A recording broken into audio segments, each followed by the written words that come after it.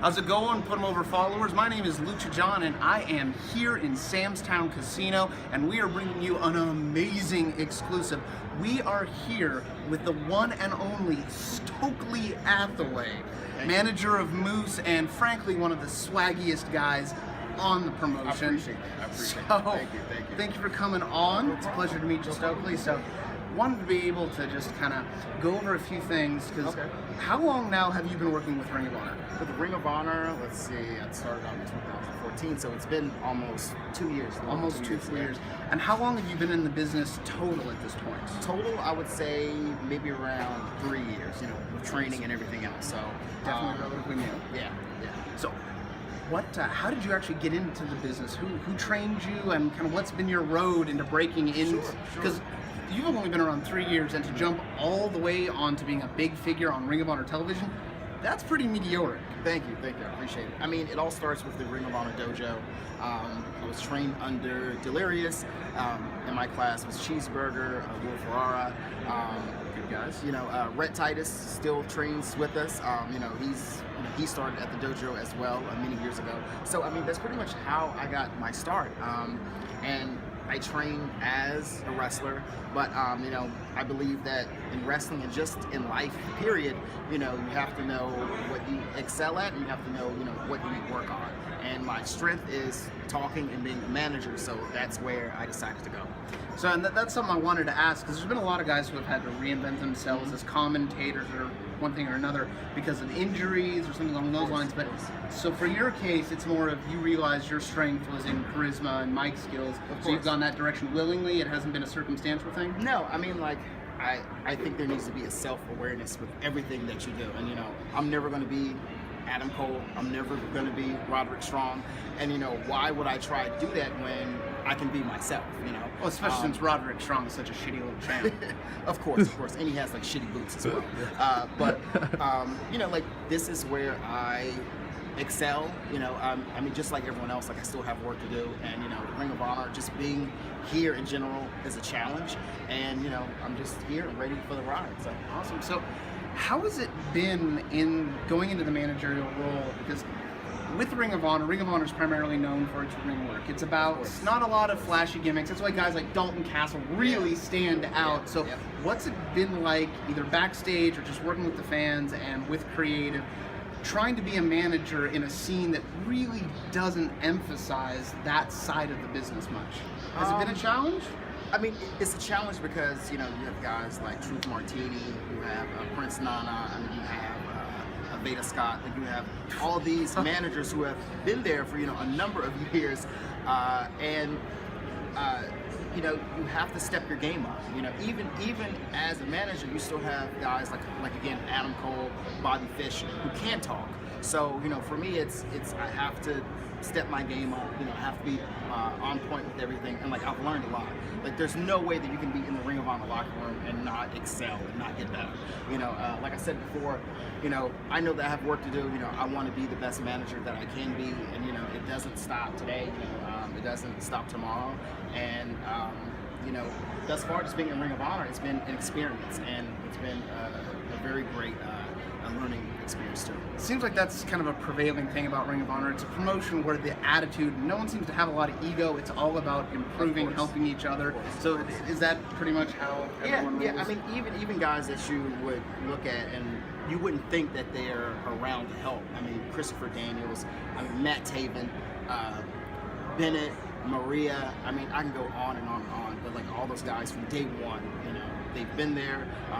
They're very supportive, and Ring of Honor is a very family-friendly environment, and everyone works together to help everyone else. Because if we're all good and we're all getting better, of course the product will get better. And I noticed Ring of Honor has definitely put a lot of effort recently into revamping their look, upping their production values. As things like the contract signing with the Bucks and having a higher profile TV spot, has the attitude and the atmosphere shifted at all during this big push to make Ring of Honor a big name, or has things pretty much stayed the same mellow pace during this transition? I think it's the same mellow pace. Again, we know that, well, let me go back. Change can be uncomfortable, but this change is something that everyone wants. the new setup in Nashville. I think the first episode aired last week. Everyone loved it. It's a great shift, and like that's the direction that we're headed. So I don't think there's like people feeling frantic or hectic. I mean, it's something that we all want, and we're all again working together to make Ring of Honor the best product, and just like we say, the best wrestling on the planet. Awesome. I'd like to shift and ask you kind of the development of, and I'm going to pose this question on air, and feel free not to answer it. What is your real name? Do you feel comfortable sharing that, or are you a very kayfabe guy? Stokely Hathaway, man. That's me. That's me All all right, the all way. right. All the way. So won't release the shoot name, but I do want to know, how did you come up with this character and that name? Because like I said, when I first saw you, we were watching Ring of Honor sitting at home and reviewing tape, and I saw this guy and he walks out. Stokely Hathaway is possibly the most perfect wrestling sounding name.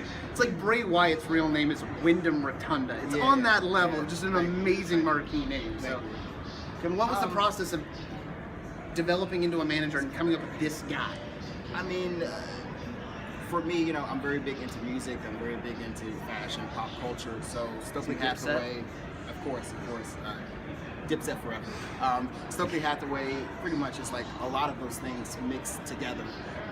And I think you can get a sense of that from like my social media, like from the way I dress, from the way that I speak. So it's a combination of like just a bunch of things. And then you add Moose into the mix, and I think that's where we stand out, and that's where we're different. So that's pretty much where the character comes from. Now, tell us about that relationship and how that came to be. Was that something that kind of organically happened? You and Moose backstage just decided, let's hook up, or did Craig come in? I started off with R.D. Evans and Veda Scott in the new streak. Moose was brought into the fold, and pretty soon we decided like it was time to like switch things up, and that started with getting rid of R.D. Evans, and eventually we kind of got rid of Veda Scott. Well, she may have gotten rid of us, and it was for the better. But we're here now, and it was just a very organic pairing and duo. And I think we're finally reaching the point to where we are fully gelled together. Because I think sometimes in wrestling, or just in general, when there's like a pairing, it doesn't seem organic, it doesn't seem natural. But Moose and I are like the best of friends. We talk every day, and seriously, for real, my best interest is Moose and making him the best wrestler possible, and making him the next Ring of Honor World Champion.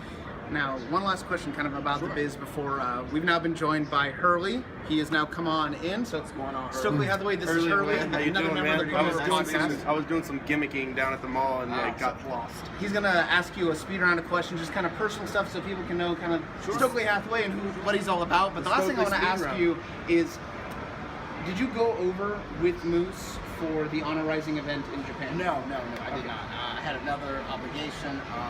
Actually, we were working on some big things in development. One thing that I was actually working on was, the match he had last night, the 14th anniversary. Which, if you have not purchased the pay-per-view, please do so. Moose works an incredible match with the Rainmaker. Thank you. Insane 10 out of 10, seriously, drop the dosh, it's worth every penny. Thank you. And like the next episode of Ring of Honor television, you'll see that I'm not with Moose because for the past like year and a half, I've been following Moose like around the world, and even though I'm his manager, I feel like I won't be there forever. So I'm trying to push him in the direction to where he has that confidence he can do things on his own. Excellent.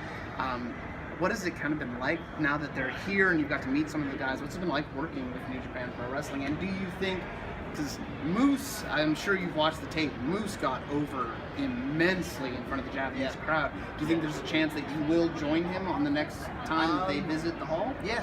I mean, I think eventually, that's one of my goals is to go to Japan, and I think there's a right time and a place for everything, and eventually we both will be there, and we're gonna make an impact. T-Cat will go with you. That's his live stream to go to Love Japan, yeah. Let's go. We're gonna bust out. I'm gonna ask you a couple questions, and then he's gonna do this. one thing I always ask guys that are in the business, who is that wrestler as a kid that you saw on the screen and decided one day I'm going to be in this business?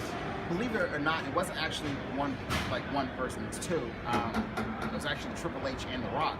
I started watching wrestling very late as a kid. I hated wrestling. I thought I thought it didn't make any sense whatsoever, you know. But my younger brother was very much into it, so I guess he kind of forced me to watch wrestling. So, I mean, just seeing these two larger-than-life personalities, and like, you know, being in school and hearing these catchphrases, and it's like, what the fuck are these guys saying? Like, right. You know, like, what the fuck is a Rudy Poo candy ass? And so, you know, like, I had no idea. I'm like, what are these people talking about? So, I just started watching wrestling and just seeing these two guys just saying whatever they wanted to. You know, Triple H hitting people with sledgehammers, you know, just all this crazy stuff. And it's like, wow, like, you know, this is awesome. So those two kind of, you know, they brought me into wrestling. And then after that, you know, I went back and watched everything previously. But, you know, they were the two that, you know, that really brought me into the fold. Awesome. Another question. Want to know your dream match. If you could headline Wrestle Kingdom, which, as you guys know, is kind of like the WrestleMania for wrestling. If you could headline Wrestle Kingdom against anyone, living or dead, who would it be? Even whether or not it's a mic battle as a manager or in ring throwing down. Let's see. In the ring, it would probably be wrestling Ernie Ladd. Managing, it would probably be. I'm trying to think. That's a hard one. How about that's Moose versus Brock and Stokely versus Paul Heyman? How about that? In I would pay Japan. money. That's a draw. Yeah, because Brock got over in Japan. It's true. He did. All the big guys get over in Japan. I don't know if I'd want to wrestle Paul Heyman. No, He's pretty tough. Well, I don't even know if you want to go mic to mic with him either. He's pretty good. You know, So right on, man. Yeah, that'd be. I mean, that's awesome. Yeah. Yeah, just to you know, I got here kind of late, so just to piggyback on what you said about your first interest being Moose and making him the best. Whatever you guys are doing, keep doing it, because that dude is immensely improved since we started paying attention, and that's just been in the last 8-9 months. So anyway, let's do the Stokes speed round. Oh, God. Okay. This is gonna be fun, man. Sure. Now, we did this when we had Speedball Mike Bailey on the show, so this is kind of our gimmick, all right? All right. So favorite TV show as a kid? Favorite TV show, Martin. Martin? Yes. Nice. Thanks. Yeah. Ted's a big Martin fan. It's a good show. Yeah. What's the best comedy of all time? Best comedy show or just in general? Movie. Movie? First movie that popped in my head, and this is not my answer, was Rush Hour. I don't know why that popped in my head. God, Yesterday when I'm I now put a this list bigger together, I fan. said I hope he says Friday, but you No, picked another Chris Tucker movie. No, that's not. That's not my answer. All right. I want it to be. I'm now going to get a Stokely Hathaway tattoo. Harlem Nights? Yes. Nice. That's a good choice, man. That's a funny movie. All right. What's on your playlist right now? Spotify, Playlist? iTunes, whatever it is. Oh man, it's Raheem Devon, Jill Scott. I'm gonna act like I know what you're saying.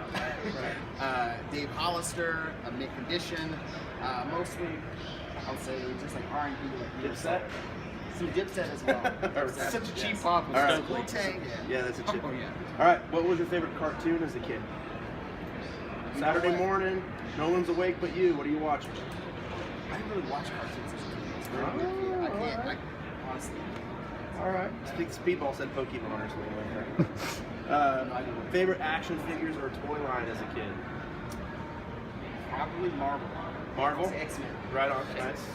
They had really good action figures in the 90s that paired with Toy that Biz. cartoon. Yes. The Toy Biz, yeah. Ultimately, now I have to ask, who's your favorite X-Men character? Wolverine. Wolverine. Nice. Are you a Ninja Turtles guy? We're both Ninja Turtles marks. Kind of sort of. All Kind of sort of. All right. Who's your celebrity crush, man? Put it out there for the world to see. J-Lo. J-Lo? I like it. J-Lo. All right, this is You have my fax, so people This- still use fax machines. I'm one of the few. So You should have went on the farewell season of American Idol, man. You could have given her a hug and That's did that whole true. gimmick That's thing. true. That's true. Okay, Fucking up. so this is my favorite question because you guys are on the road a lot. And you guys are in sweaty, nasty vans and buses and stuff sometimes. You got your last $5 in your pocket. You walk into 7-Eleven. What are you buying? I would say probably a orange monster. Nice. Slice of pizza. I'm gonna die after that because that's the most unhealthy combination ever. But yeah, Guy fine. put I love a it. monster. I love it. Mine would be white cheddar popcorn, or dub ched as we like to call it. There you go. And like a huge Gatorade, like the biggest fruit punch Gatorade I can find. Or a vat That's of a one or monster. two. Or a vat of Monster, because vat is Jericho. Yes. All right, man, you have one song request at your 8th grade dance. What is it?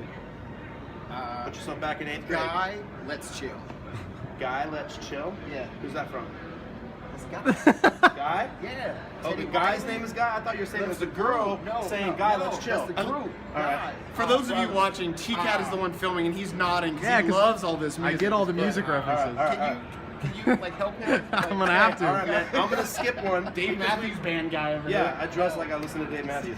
Okay, so. Yeah, I was the one talking Dipset with you, not these two. Okay, so the next one was going to be Dipset or G Unit, and we know what you're going to say, right? No. All right, man. So if you know anything about us, if you've listened to any of our show, you know that we're big breakfast for dinner marks. Yes. So what's on your breakfast for dinner plate? That's the last question. French toast, French toast, bacon, bacon, 2 eggs, love it, fried hard. fried hard. Yes, and sausage. You had a good So answer. excited. That was great. I love breakfast. I love breakfast. We asked that Love to this people, man. and they sit there like, I don't really.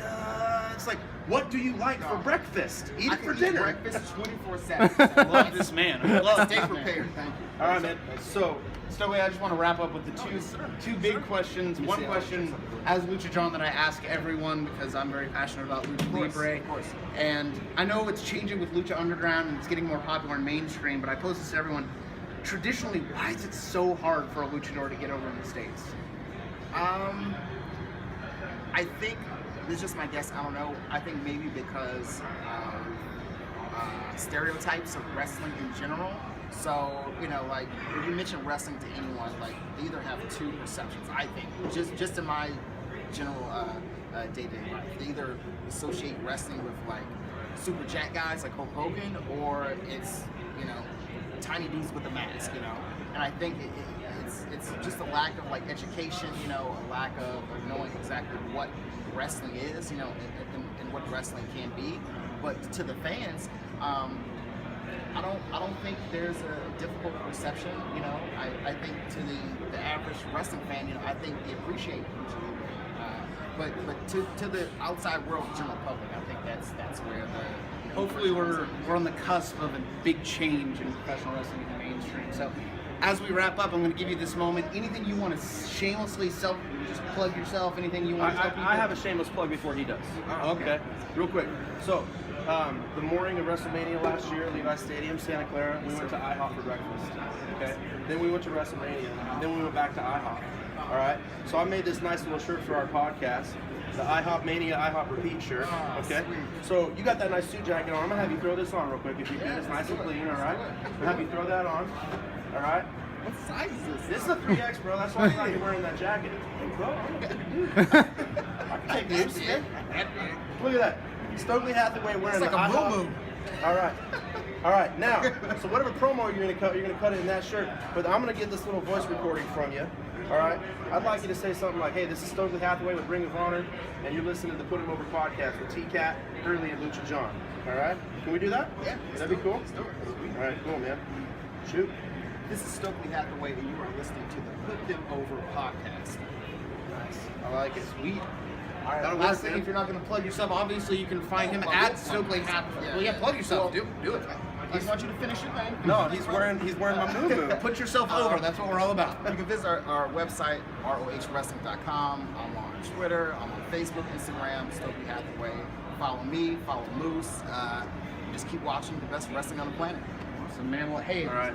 super awesome to Thank have you you. on the Thank show. you. And Thank you. as we're about to turn this off, can you give me Veda Scott's phone number, maybe? Just Sure, it's 281-330. 8004. That's it. That's it. I was the only one who was going to finish that. I appreciate it. I like it.